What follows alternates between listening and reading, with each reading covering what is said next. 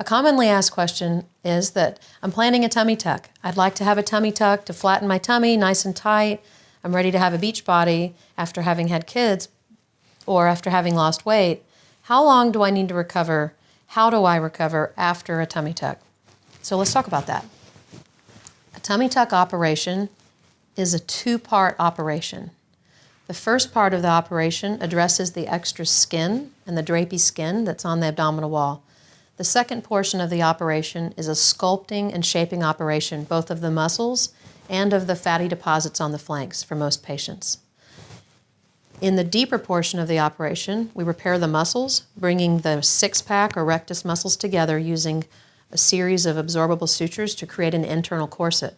Now, this is part of the full tummy tuck operation.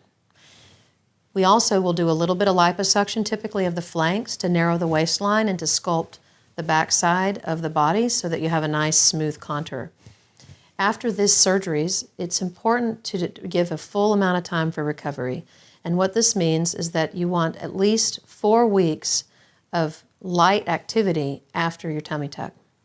2 weeks of that activity should be light activity around the house or outside of the house.